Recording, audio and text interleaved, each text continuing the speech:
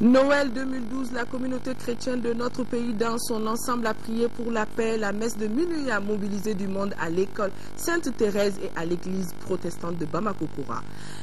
La Semaine nationale des enfants, la 6e édition a été lancée aujourd'hui. 300 enfants de tout le Mali vont parler du thème « La paix pour garantir notre avenir ».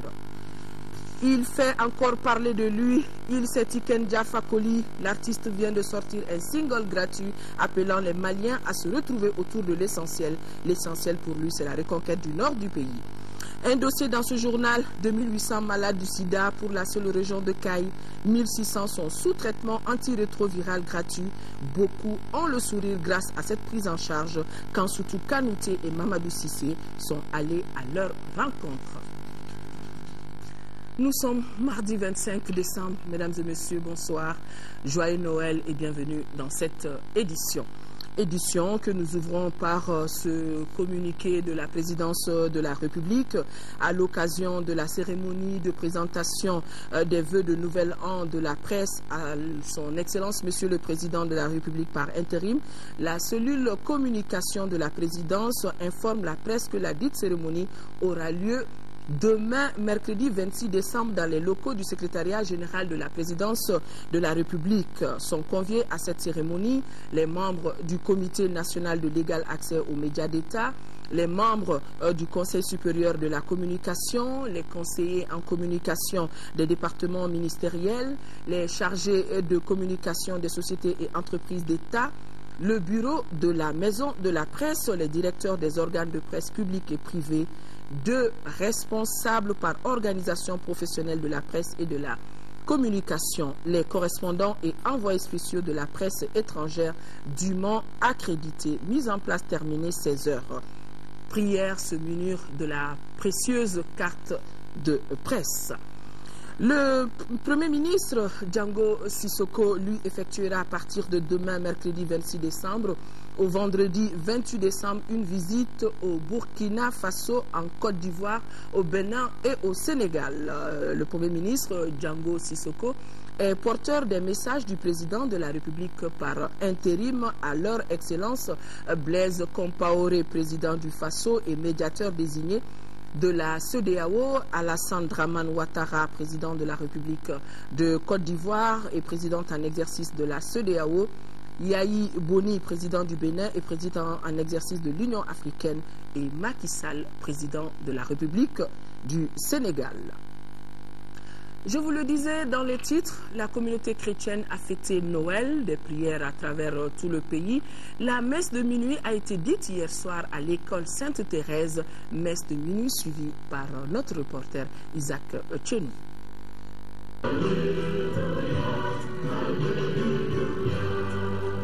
La naissance de Jésus est une promesse de salut pour le peuple de Dieu.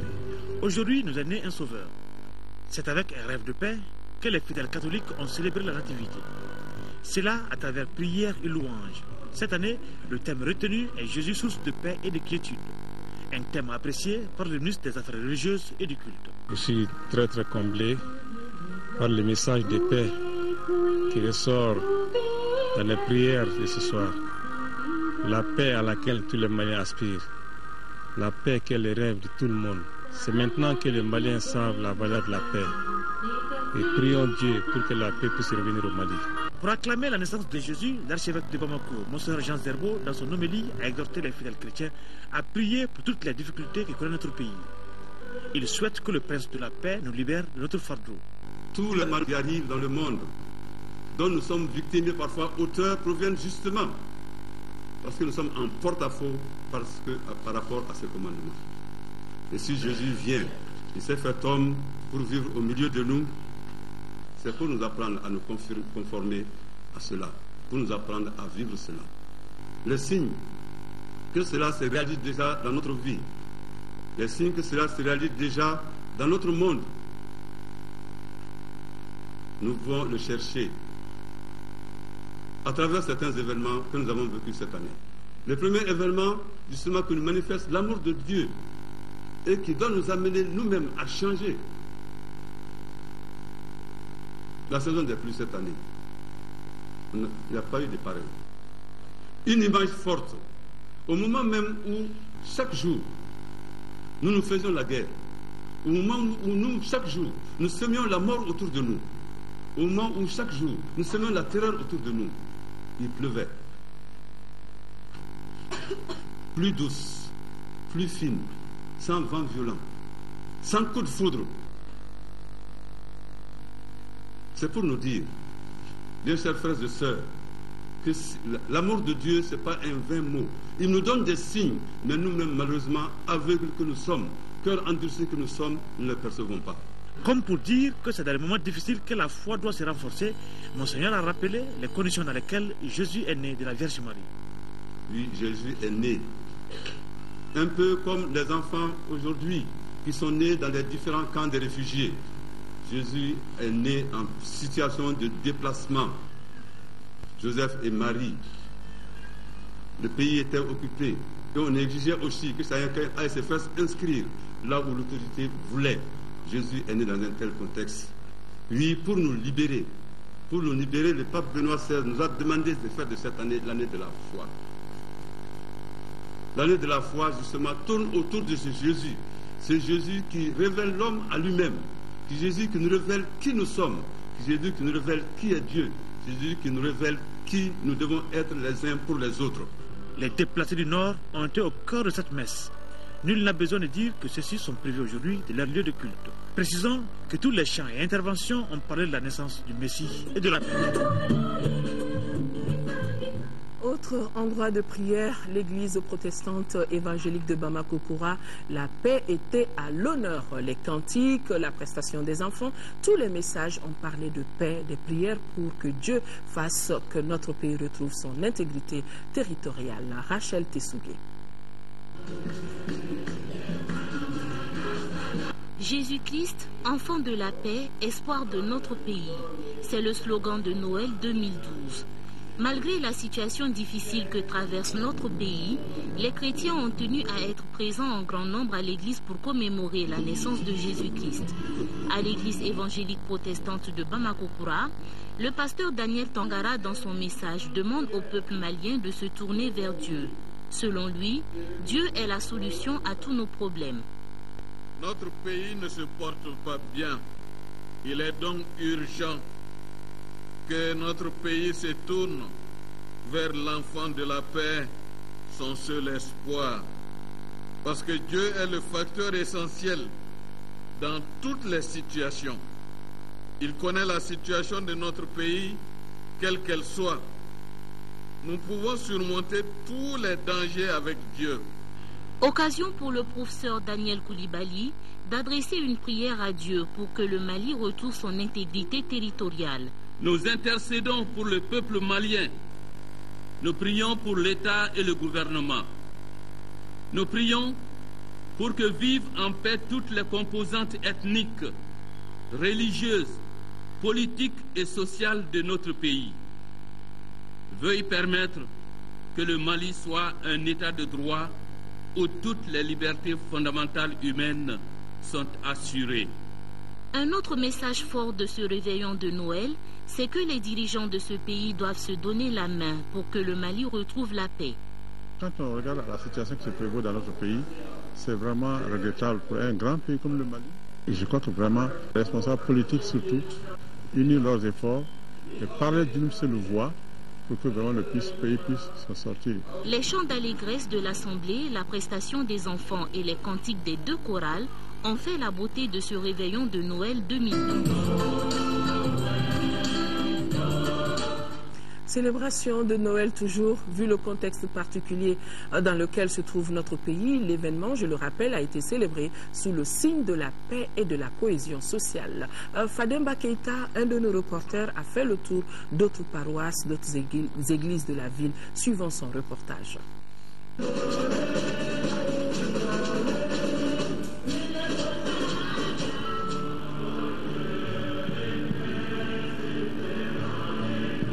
Ces voix à l'unisson émanent des églises Saint-Martyr de l'Ouganda, de Djilibougou, évangélique protestante de Bankoni et de l'église des Assemblées de Dieu de l'Hippodrome. Dans la joie du Christ, puisque c'est Noël, elles implorent Dieu à travers le Seigneur Jésus, non seulement pour demander la grâce divine et pour que le Mali retrouve la paix, l'intégrité et la cohésion sociale aujourd'hui hypothéquées à cause de l'occupation des régions du Nord par des groupes armés. Seigneur notre Dieu, nous te prions ce matin. Nous te prions pour notre pays, le Mali, pour les villes du Nord, au nom de Jésus. Nous te prions pour la paix au Mali. Et tant tamé, Seigneur, aie pitié notre pays. Pardonne tous nos péchés. Nous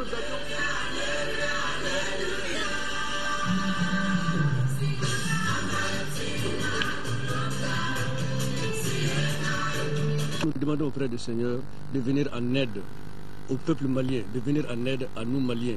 Parce que si Dieu ne vient pas à nous secourir, nous seuls ne pouvons pas sortir de l'ornière que nous nous sommes créés nous-mêmes. Nous prions Jésus-Christ lui-même pour qu'il intercède auprès de Dieu le Père, pour qu'il fasse revenir la dignité, qu'il fasse revenir la paix à tous les Maliens.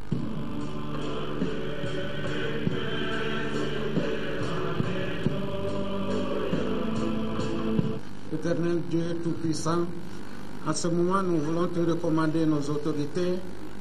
Nous te prions de leur donner la sagesse de se comprendre, de s'unir, de se donner la main et de travailler pour le bien du peuple malien. Rappelons que la date du 25 décembre a été fixée au VIe siècle par le moine Denis le Petit comme jour de Noël. Les principales sources sont les récits de l'enfance de Jésus-Christ que l'on retrouve au début des évangiles de Saint Matthieu et Saint Luc. Que Dieu le Tout-Puissant, en ce jour de Noël, exauce les messages de paix souhaités par toutes les communautés chrétiennes du Mali. Joyeux Noël. Hier soir, veille de célébration de Noël, une grande patrouille mixte de grande envergure a été organisée pour la sécurisation des personnes et de leurs biens dans la capitale. L'opération a concerné les 6 communes du district de Bamako, au cours de laquelle la police, la gendarmerie et la garde nationale ont sillonné la ville. Adama Kodjo a suivi la patrouille. Il était 23h ce lundi soir, veille de Noël, lorsque les 884 éléments des forces de sécurité recevaient les dernières consignes pour cette patrouille mixte de grande envergure. Il s'agit pour la police, la gendarmerie et la garde nationale de sécuriser Bamako. Et cela afin de permettre à la population de fêter dans la quiétude. Vous avez pour mission d'interpeller toute personne suspecte, de contrôler les véhicules suspects aussi, les fouiller. Fouiller également les occupants. Au besoin, conduire ces véhicules-là en fourrière. Vous devez aussi faire observer l'interdiction de l'utilisation des pétards et de tout feu d'artifice. Répartis entre les 6 communes du district de Bamako, les chefs des 4 secteurs ont rejoint leurs services afin de s'organiser minutieusement pour sillonner les grandes artères de la ville et mieux contrôler les points les plus stratégiques. Des équipes restreintes sont mises en place. Pour un départ, on a sillonné l'ACI, la Fiabougou, après notre secteur du 8e arrondissement, derrière le centre Balafaseki. On a été là-bas, mais pratiquement la zone est vide. Bon, en dernier pochon, on s'est retrouvé dans un secteur du 3e arrondissement. Notre véhicule de reportage suit le sergent-chef Mariko et ses éléments. À quelques mètres, une camionnette en pleine circulation dont les phares ne répondent pas aux normes. Les pièces de la camionnette sont saisies. Une grande partie de la patrouille se passe à des endroits à faible concentration, des zones de camouflage, dit-on. Ici, des coins et recoins sont fouillés pour traquer d'éventuels suspects. Malheureusement, la patrouille ne verra aucun maître des lieux. Ensuite, cap est mis sur les zones à forte concentration. Le problème que nous avons actuellement, c'est le problème des bandits. Grâce à la police, maintenant, nous arrivons vraiment à sortir, vraiment à nous promener comme on vit. Je trouve que c'est une très bonne chose. Les autorités sont en train de prendre des dispositions nécessaires, surtout dans le pays où nous sommes. J'ai été interpellé pour non présentation des pièces. Pourtant, le propriétaire de la moto m'avait dit qu'il a sa vignette sous la selle. En contrôlant les véhicules, si les pièces sont normales, on les laisse partir. Si les pièces ne sont pas normales, c'est-à-dire qu'on nous dise comment légaliser ces trucs-là. Malgré la particularité de ces zones, les 2 heures de patrouille ont permis au sergent-chef et ses éléments de procéder à une dizaine d'interpellations. Le vélocycliste, il n'a pas de pièces d'identité sur lui, il vient sur sa vélo. La moto, pratiquement, lui, il était en sens interdit. Après avoir présenté les références de la moto, il sera verbalisé. Il est 2 heures du matin. Notre équipe quitte le sergent-chef et ses hommes positionnés au grand marché de Médine. Direction la rive droite du district de Bamako, plus précisément à Bako-Dukroni et Kalabankoro. Ici, après 4 heures de contrôle, un constat se dégage. On a eu quand même à faire certaines interpellations. Pour la plupart des cas, c'est par rapport aux des défauts de cartes d'identité nationale. Et des gens qui ont, certains engins aussi qui ont été saisis, c'est des engins qui ne disposent pas des pièces afférentes. La conduite, notamment les vignettes. Le comportement des interpellés, je vous le dis, maintenant ça commence à changer, dans l'ensemble ça va, mais quand même nous sommes toujours confrontés à certaines difficultés par rapport à l'incivisme. Parce que certains usagers ne veulent pas qu'ils soient contrôlés. Quand ils les demandent de présenter les pièces d'identité, uniquement ils s'énervent. L'opération de patrouille mixte a mobilisé une trentaine de véhicules. Adama Kodjo. L'actualité sur un autre plan, la 6e édition de la Semaine nationale des enfants a commencé cet après-midi à la Cité des enfants. Le thème retenu pour cette édition est la paix pour garantir notre avenir. Environ 300 enfants de toutes les localités de notre pays y participent. La cérémonie officielle a été présidée par Madame le ministre de la Famille, de la Promotion de la Femme, de l'Enfant, et c'était en présence de notre reporter Garibou au Pérou. Offrir aux enfants un espace de loisirs, un lieu d'éducation, d'apprentissage, afin de combattre les fléaux qui minent notre société, en l'occurrence les conflits armés, l'enrôlement des enfants soldats, la traite et le travail des enfants, l'excision et l'exploitation sexuelle. Voilà l'essence de la Semaine nationale des enfants. Le thème retenu pour cette 6e édition est la paix. L'édition 2012 va regrouper 300 enfants environ. Elle est dédiée surtout aux enfants en situation difficile. Je vais nommer les déplacés du Nord Mali, les enfants handicapés, les enfants des centres d'écoute communautaires, les enfants du centre de Bolé mineur. S'agissant des premiers groupes cibles, c'est-à-dire les enfants déplacés du Nord, cette semaine sera pour eux l'occasion, meurtris dans leur chair et dans leur âme, de nouer des relations d'amitié, de camaraderie et d'oublier quelque peu les peines endurées et de s'épanouir pleinement. La Cité des enfants, à travers ses différentes tribunes, a toujours impulsé la participation active des enfants en situation difficile. Je trouve que la fête est très bonne parce que j'ai vu mes amis plein d'enfants et j'ai vu les enfants qui avaient la joie sur le visage. Et je demande aux autorités de tout faire pour amener la paix au Mali. La Semaine nationale des enfants est aussi un rendez-vous où l'enfant s'imprègne des aspects positifs d'entraide et de solidarité de sa culture ancestrale, en s'amusant, en partageant son expérience avec son semblable dans une atmosphère festive. À travers des disciplines culturelles, éducatives et sportives, les enfants apprendront pendant une semaine les valeurs de tolérance, de respect et d'acceptation de l'autre, toutes choses qui concourent à l'instauration et au maintien d'une paix durable. Suite de la série de reportages sur les structures de santé communautaire à travers notre pays, nos envoyés spéciaux étaient hier dans les cercles de Tomignan et de Sang où ils se sont intéressés à l'implication des communautés dans la pérennisation des soins essentiels au niveau communautaire. Idrissa Traoré et Tissera Emmanuel Dambélé. À Kononina, dans le cercle de Tomignan, comme à Kongena, dans le cercle de Sang, l'arrivée des agents de santé communautaire a été plus que salutaire. Distance rétrécie entre les enfants malades et ceux qui s'en occupent, des enfants qui se portent mieux et des dépenses réduites. La nouvelle approche boucle sa première année en ce mois de décembre et les populations s'engagent déjà dans la voie de sa pérennisation. En ce qui concerne la contribution de la mairie, nous en avons parlé lors de la dernière session. On avait dit que quand l'UNICEF se retirera, la SACO et la mairie prendront la relève. Donc moi, j'ai posé le problème au niveau du conseil communal. En tout cas, on s'est mis d'accord de l'inscrire dans le PDSEC de 2014 pour que ça soulage les populations. Donc revisitons-la. Donc on va prendre ça en compte pour que vraiment qu'elle la fiaille. Dans ses efforts de pérennisation des cercles, le village de Kononina est allé plus loin. Son agent de santé communautaire Djineba Goïta a été adopté par la communauté.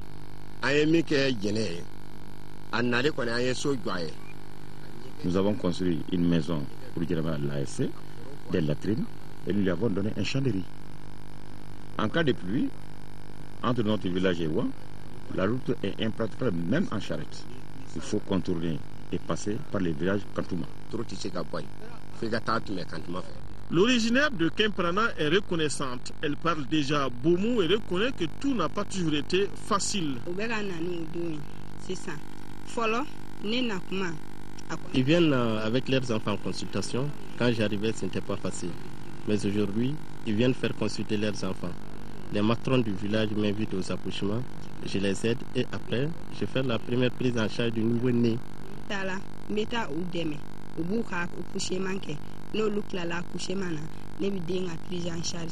Si Kononina est situé à 5 km du CESCOM le plus proche, le trajet est impraticable pendant l'hivernage. Le village de Kongina, lui, est loin du CESCOM de Téné de 9 km, des distances que les ASC sont venus réduire pour le bien-être des enfants. Action de solidarité, l'association SOS Albinos vole au secours de 200 albinos en leur remettant des lunettes solaires et corrigées. La valeur du don est estimée à environ 1 million de nos francs. Madame Koïta Kadiatouba, ophtalmologue, a accompagné l'opération. Des consultations gratuites sont à son actif. Pour la présidente de l'association SOS Albinos, Madame Aminata Samake, ce geste s'inscrit dans le cadre de la relance des activités de son association. Donc des lunettes solaires pour les albinos du Mali. À Koulikoro, l'Académie d'enseignement a reçu pour 5 centres d'animation pédagogique de la région un important matériel de construction des abris temporaires. Le don remis aux autorités scolaires a coûté à l'UNICEF environ 51 millions de francs CFA. Compte rendu depuis Koulikoro de Ousmane Koïta. C'est pour la construction des abris temporaires du centre d'animation pédagogique pour le cap de Koulokani, Kangaba, Djouila, Kati et Nara que l'UNICEF a offert ces dons. Des dons composés de 4220 fils de tôle, 84 cartons de caoutchouc, des chevrons et des crochets. Cet appui de l'UNICEF est évalué à près de 51 millions de francs CFA. Pour ne pas laisser les enfants priver de leur droit à l'éducation, l'UNICEF a décidé de doter ces écoles qui ont eu des classes sinistrées en abri provisoire. Ces matériaux de construction serviront, à n'en pas douter, à l'amélioration des conditions de travail des localités concernées selon l'administration scolaire. L'UNICEF défend les droits des enfants et les enfants ont droit à l'éducation. Donc de tels abris provisoires vont vraiment aider à contribuer à l'amélioration des conditions de travail, donc la qualité. À cette cérémonie de remise de matériel de construction dédiée à la cause du plan d'urgence de la région de Koulikoro, les autorités ont félicité le geste de l'UNICEF, une organisation internationale qui accompagne à hauteur de souhait le système éducatif national. La 18e session du conseil d'administration de l'Office de développement rural de Séléngué s'est tenue. À Séléngué même, les administrateurs ont planché sur le bilan des activités au titre de l'année 2012, les projets de programme et le budget pour la campagne 2013-2014. Envoyé spécial à Séléngué, Agali Agissa. Au cours de cette 18e session du Conseil, les administrateurs de l'Office de développement rural de Séléngué, ODRS, ont examiné les rapports d'activité au titre de la campagne 2012-2013, ainsi que les projets de programme et de budget de la prochaine saison agricole. Si la bonne pluviométrie enregistrée cette année favorise la productivité agricole, la situation politico-sécuritaire qui traverse le Mali n'a pas épargné l'ODRS de certains problèmes. Des problèmes qui ont pour nom la restriction budgétaire, l'insuffisance du personnel d'encadrement, de la main-d'œuvre et autres. Malgré ces difficultés, les résultats sont fort encourageants. La pluviométrie a été abondante sur toute l'étendue du territoire, donc ce qui nous a permis d'emblaver le maximum de superficie et battre le record de notre production des années précédentes. Nous avons un bilan de 50 000 tonnes, 400, contre à peu près 28 000 les années précédentes, donc 2011, et moins en 2010. Ça fait beaucoup d'efforts pour d'abord encadrer les paysans, irriguer les terres et arriver aux résultats qu'on a mis dans le bilan. Avec un budget prévisionnel d'environ 1,261 milliard de francs CFA, les administrateurs comptent garder les caps et relever les défis de la prochaine campagne agricole. Donc les mobilisations financières vont permettre honnêtement de rendre à la zone ses potentialités en matière de développement hydro-agricole, les produits halieutiques et les ressources touristiques. À l'occasion de cette 18e session du Conseil, les administrateurs ont visité les blocs administratifs et 3 villas hautes en construction. Les travaux avancent normalement et sont presque terminés.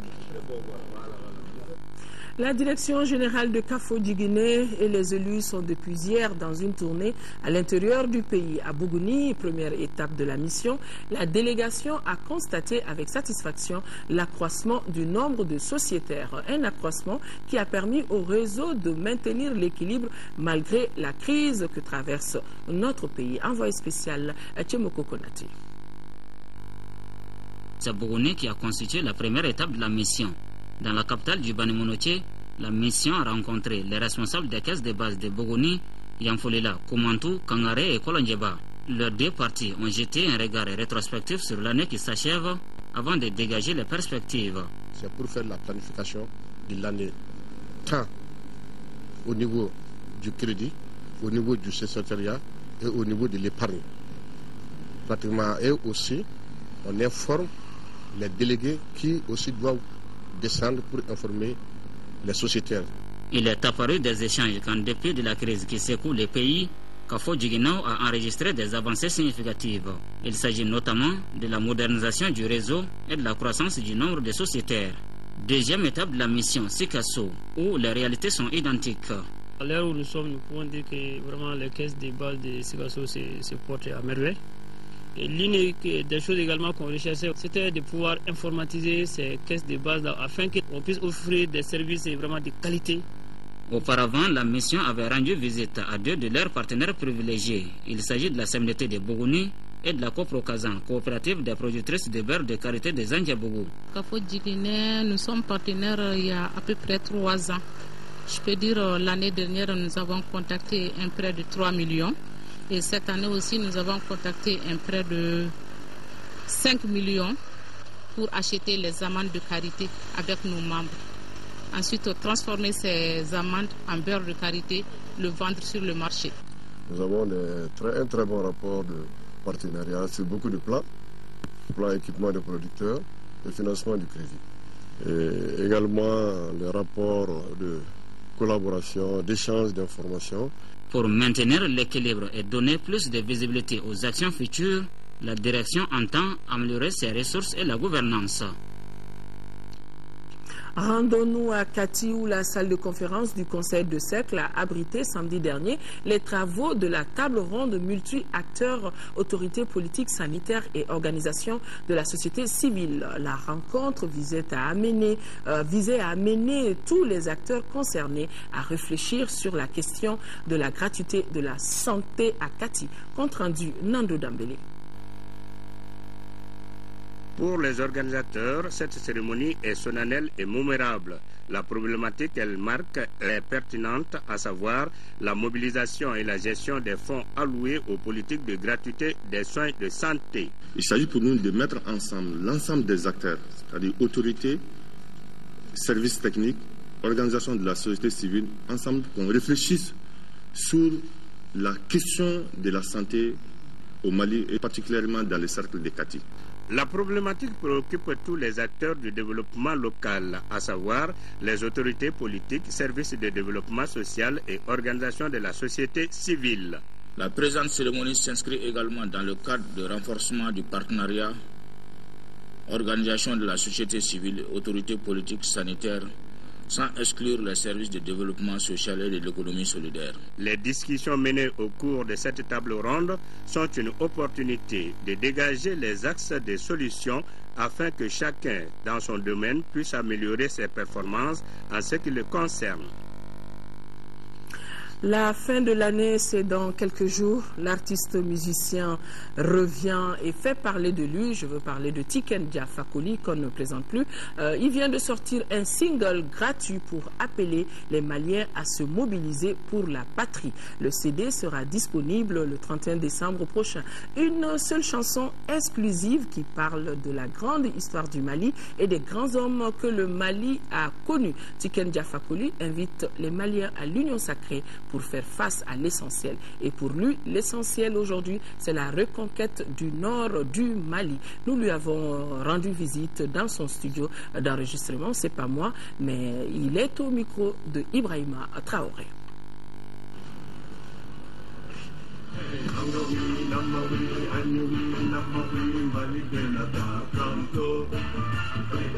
C'est un single que je sors pour apporter mon soutien au Mali, au peuple malien, dans ce moment difficile de son histoire. Ça fait maintenant 10 ans. Ça fait 10 ans que je suis au Mali. Les moments difficiles que le Mali traverse aujourd'hui ne peuvent pas me laisser indifférent. Voilà, il fallait absolument que je fasse quelque chose. Et donc j'ai décidé de sortir ce single dans l'objectif de galvaniser, dans l'objectif de mobiliser les Maliens autour de l'enjeu qui est la reconquête du nord du Mali. Parce que le Mali, c'est un pays indivisible. Dans ce single, je parle de ce grand pays qui est le Mali. C'est un single qui est adressé à tous ceux qui se sentent maliens, tous ceux qui sont patriotes maliens, tous ceux qui ont envie aujourd'hui que ce pays-là retrouve son intégrité territoriale, que ce pays-là retrouve sa stabilité d'alors, que ce pays-là, tous ceux qui ont envie que ce pays-là retrouve le chemin de la démocratie, tous ceux qui ont envie de revoir le Mali continuer à écrire son histoire, et je dirais même sa grande histoire, puisque le Mali a une grande histoire.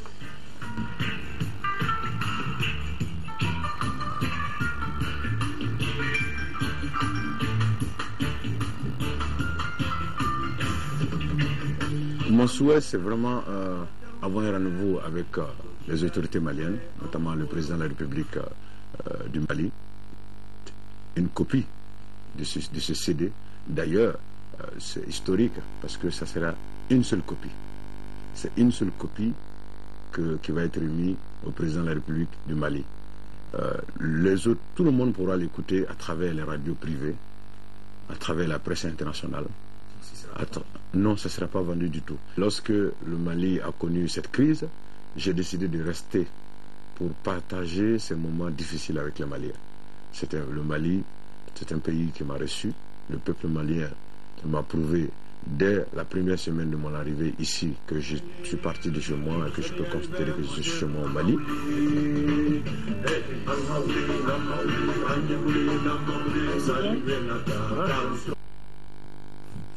L'artiste, l'auteur de Mon pays va mal, Tiken Jah Fakoly, est plus que jamais inspiré.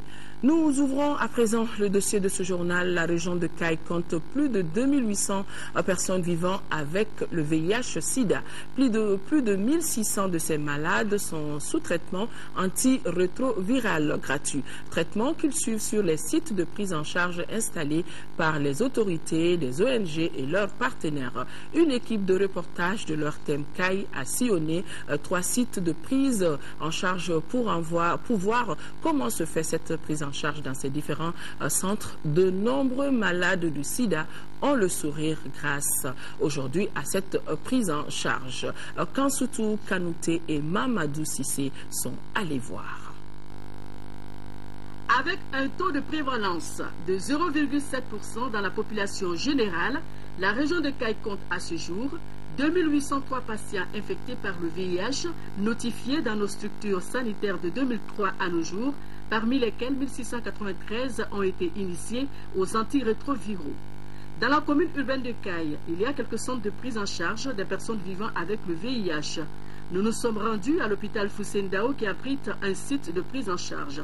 Selon Dr Amidou Ababa Touré, ce sont plus de 1000 malades qui sont soignés gratuitement. On peut soupçonner un malade de façon clinique et on demande le dépistage, ou bien le malade peut venir avec des fiches de référence avec le papier où il y a déjà les résultats.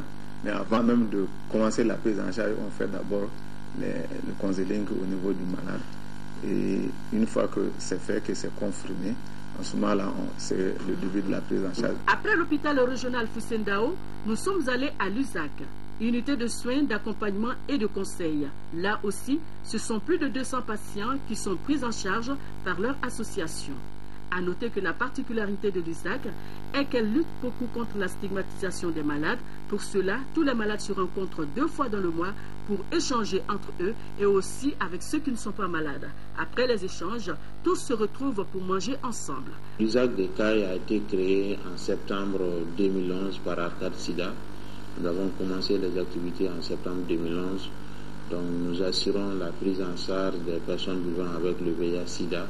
Nous apportons les conseils auprès de ces personnes vivant avec le VIH-Sida et également les séances de dépistage sont organisées en stratégie fixe et en stratégie mobile. L'ANVESNA, Association Nous VIH-Sida et nos amis, est une association qui regroupe aussi en son sein des personnes qui ne sont pas malades. Au sein de l'association, il y a plus de 346 personnes aujourd'hui, mais la majorité c'est des féminines. Donc, mais il y a à peu près plus de 30 qui sont affectées, qui ne sont pas du tout infectées, qui sont là avec nous pour toujours chercher une solution. En fait, la prise en charge, nous avons un petit rôle à jouer à côté des médecins. Nous, c'est les accompagnements psychosociaux que nous faisons comme nos activités. Nous avons rencontré des personnes vivant avec le VIH qui affirment que grâce à la prise en charge de ces associations, elles vivent bien, elles ont leurs ARV à tout moment et invitent tout le monde à se faire dépister.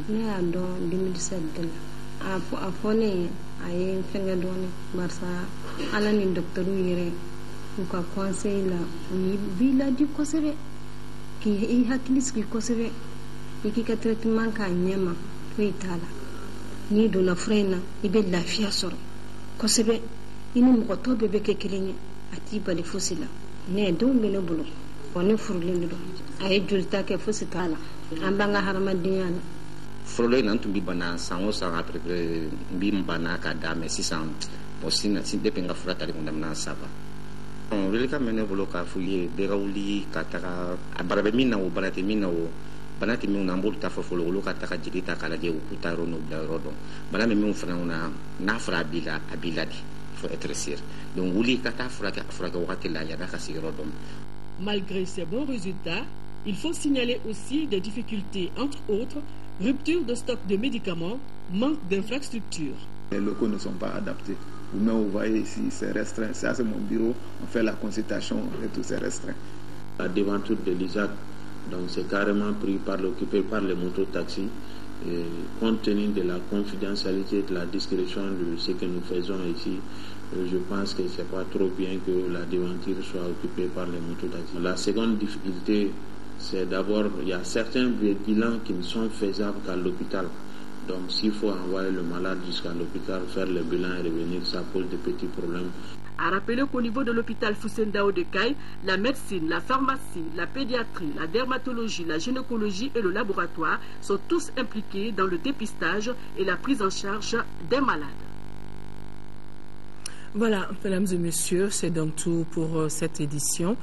Merci de l'avoir suivi. Demain, le travail reprendra bien sûr après cette journée de célébration de Noël.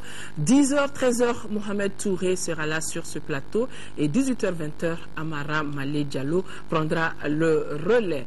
D'ici là, merci de rester de cœur et d'action avec nos compatriotes des régions du Nord vivant sous occupation. On ne les oublie pas. Excellente nuit à tous. Au revoir.